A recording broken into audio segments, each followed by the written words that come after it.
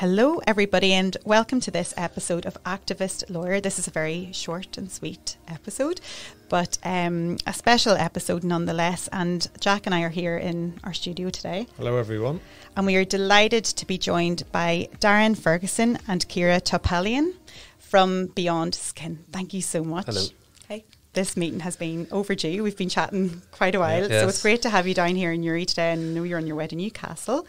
So we thought this was a perfect opportunity just to kind of introduce your organisation, the work you're doing, which I suppose has relevance for both Activist Lawyer podcast, but also the immigration work that we've been doing here as part of Granite Immigration too. Our paths have crossed with Darren around various matters, but some pressing issues that we hope to work on and achieve positive outcomes for some people who we hope to secure a safe route and safe passage to Northern Ireland.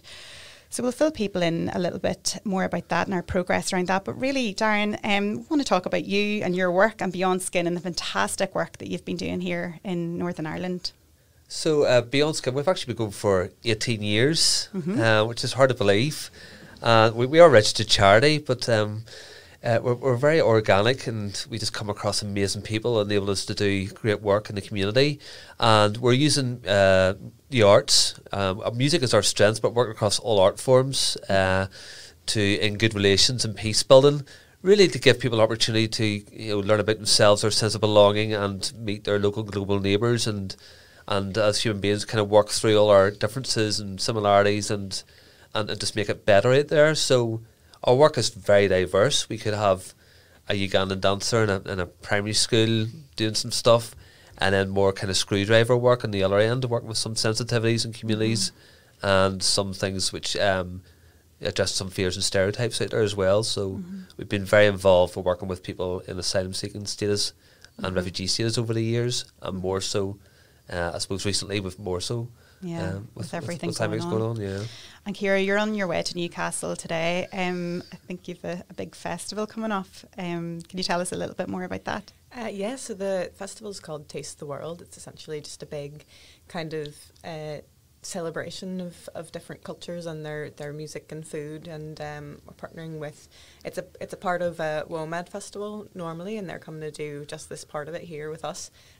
So we'll have quite a diversity of artists and chefs and stuff sharing their food and culture, and it'll be great. Yeah. Sounds delicious and entertaining. And that's the 7th and 8th of May, so we'll definitely try and Newcastle. pop food down anywhere I'd be going. Yeah. Oh yeah, Newcastle, County Down. So that's fantastic. And just back to some of the work that we've been chatting about over the last couple of months, Darren, I think you've already spoken to a number of, you've been covered by the news because this is such a pressing issue and continues to be so. You mentioned working with asylum seekers and refugees who are already here in Northern Ireland, and really going beyond what we usually discuss about housing, accommodation, access and support, their legal cases as well. And you're really kind of bringing people together into their local community through art, through music, which is fantastic.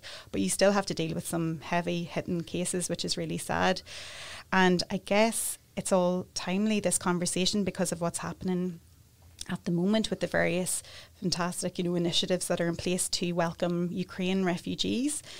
Seems to be going okay, not without its faults, but we have to remember there are other people who are in need of urgent support who are not yet able to access that, and you've been in contact with a few people.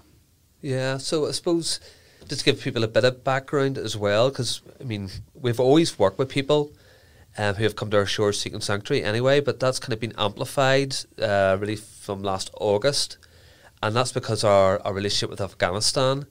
As an organisation, we work collaboratively internationally with all our organisations and individuals doing work exchange trips. We're producing digital productions together, and we've worked in collaboration with many countries, and we had a big project there with the Afghan Women's Orchestra over a number of years with young girls here in Northern Ireland, and that was very successful. So there's been always a relationship there, and with some street artists as well, some projects. So when Afghanistan fell, you kind of reached to see what you can do to help, and we displayed our strengths really. And the kind of assuming that people would come here and be able to get out and come to Northern Ireland, we set up a musicians and artists at risk resettlement scheme known as Mars, and it was to give an extra layer of support to people with a creative flair. Now that that was originally for the Afghan community, but then people reached out to us going, hello, I'm from Iran, I'm from Eritrea, I'm stuck in a hotel in Belfast, can you help me? So it would happen really quickly. We just opened up the scheme for everybody. I thought, well, why should we limit this? And then it grew again, because even people who aren't musicians or artists were saying, can I get involved? I want to learn a guitar, I want to do some creative for my own mental health. So it kind of expanded again. So we're helping well over 200 people at the minute who are in various kind of stages, legal stages of trying to get settled here, and that is women and children and of all ages and various skills and various countries of origin. Fantastic. So some people aren't here yet, but you've been in contact with them very frequently. You're aware of their skills as artists, and I'm referring to some Afghan nationals who would like to seek protection here. Yes. And that's you've been in contact with them because of their artistic skills, and some of them are quite high-profile artists, and I've seen some of their work as well. But the point is that they would, like the people that you're assisting now, would receive, accommodation, support. There's a real kind of engagement from community to support people here as well. And we've seen that with Ukraine Homes for Ukraine scheme. But this has already been ongoing with yourselves for some time.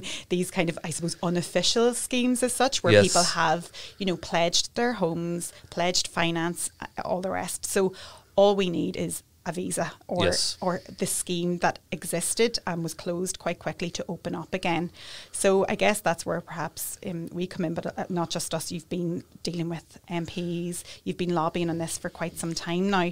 So the end result would be that you're able to support, you and your organisation and other partners are able to support this family and perhaps others. Yes, it's like a really professional artist is still stuck in Afghanistan.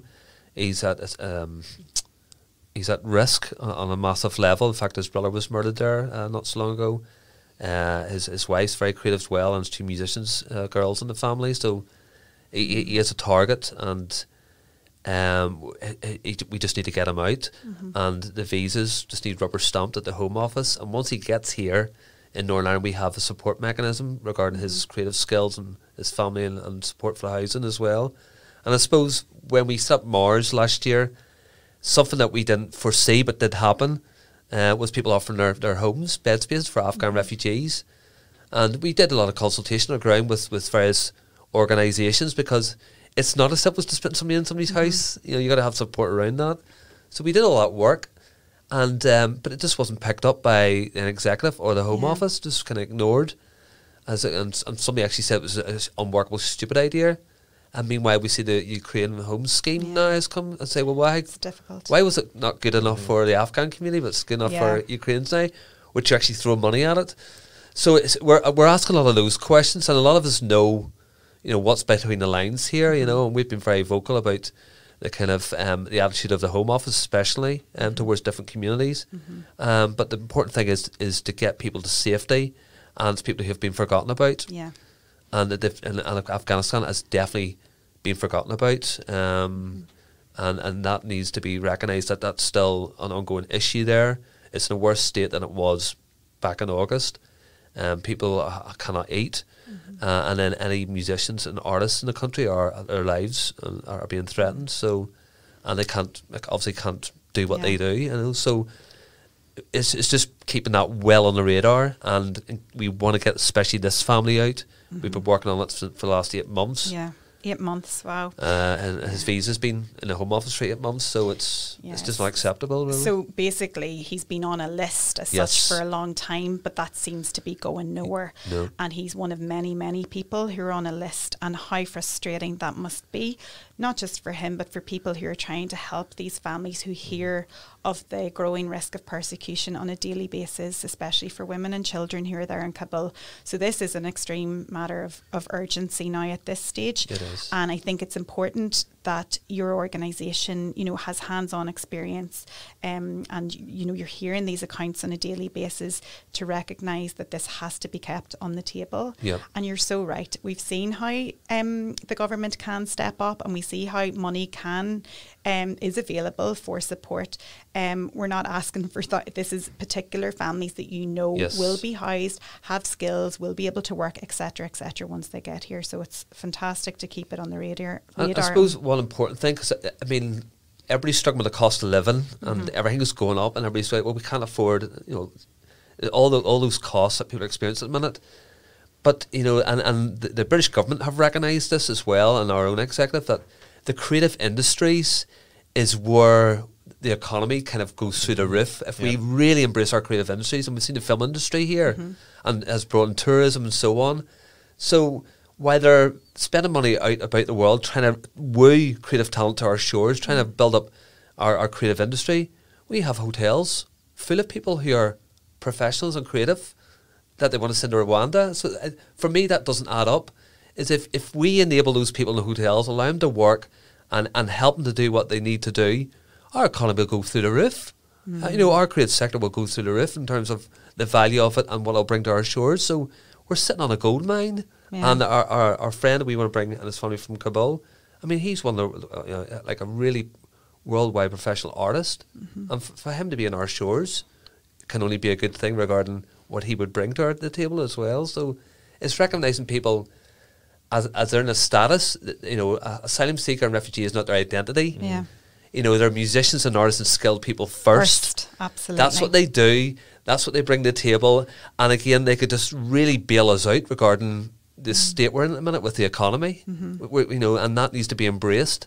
And and I don't think that penny has dropped with a lot of our decision makers. Absolutely.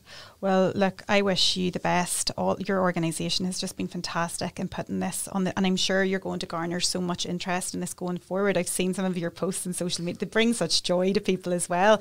Children, you know, that are living in, I suppose, hotels and accommodation where you bring them out, play music together, and they're learning music here too, aren't they? Yes, You've systems in place for that.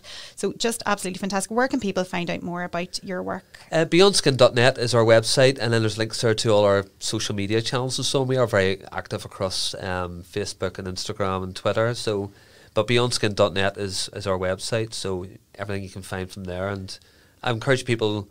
You know, we haven't gone for 18 years. We have a lot of great content on our website and a YouTube channel as well.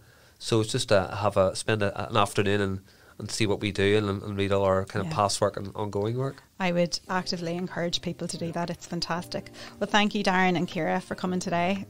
Short and sweet, but we'll certainly be in touch with you around all of your work. Thank you. And thank you for all your help as well. Thanks. Thank you.